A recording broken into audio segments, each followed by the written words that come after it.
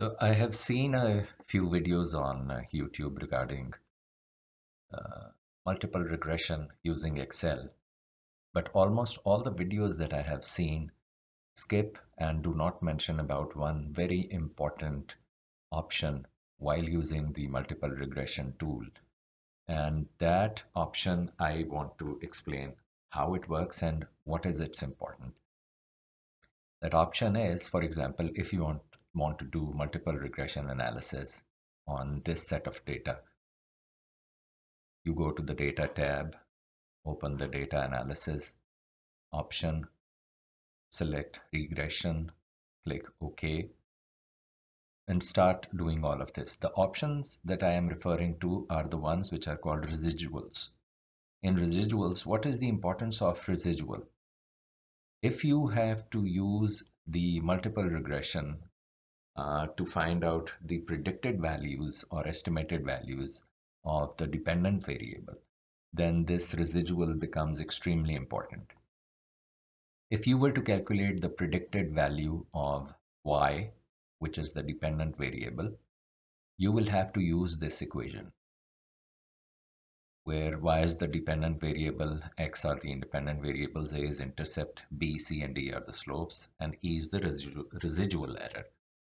So if you have to find out these, you have to use these equations and do the calculations. Now I'll show you first how everyone is doing it and how you can improve upon it. So first of all, you select all of this, the dependent variable, which is y, you select this, control, shift, arrow down, all of the data will be selected. Similarly, you want to select the independent variables from here, shift, all three columns selected, control, shift, down arrow, all the rows with data are selected. Since you have chosen labels, so you will select labels and check mark the label here because the first row contains the labels. Output range, where you want all of the data to be appearing, this.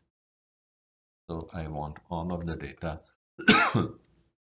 for this multiple regression analysis to appear here. And here are the residuals. So I will uncheck the residuals for now and let's see what happens. So you have gotten the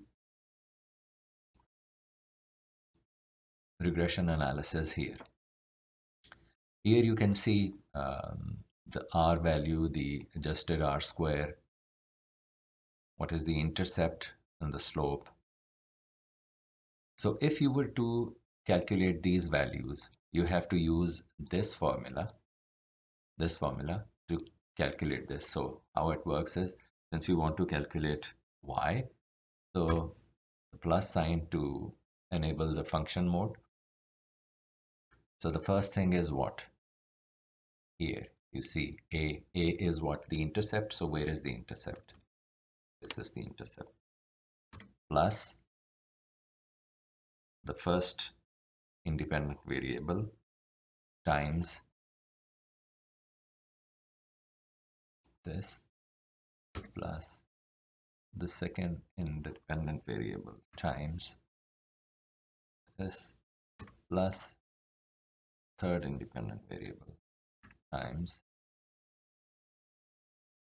this, right? Okay, what else remains? Yeah, everything is there. Enter. So this is coming out to be the predicted value of the dependent variable y. If we were to find out the error, we will do this minus this. So this is showing the error. So we have to do this for all the other rows in this data. There is another way we can select this, press the control key, do this. It will calculate, but it is not calculating properly because then we have to fix the cells, which is this one. Press F4, F4, F4, F4. So what it does is it locks these values and does not change when we go to the next cell. So yes, it's done. The same thing will happen with this error is here. So we had to do this, we have to know this relationship and enter it here manually. Now, if we were to use the regression tool again, and if we selected the residuals option, we would get all of this data automatically, and I'll show you how. So, okay, we go here again, data tab, data analysis, regression. Since the Y and the X are the same, the labels are the same, output range, this is a new area, so this we select. And now we are going to select residuals. Let's see what happens. So the same results is generated here also, but the difference is this. These were not there in the previous regression analysis when we did that. So what does this show us? So let's see, the predicted value of Y, 34.3357, 34.3357. This is what we calculated manually, and this is what the regression tool has given us. Residual, how much is the residual? 0.24426, 0.24427. So it has rounded it off. So as you can see, the benefit of using that or checking that residual checkbox was that you got all of these values which were the predicted ones. So instead of just doing everything manually.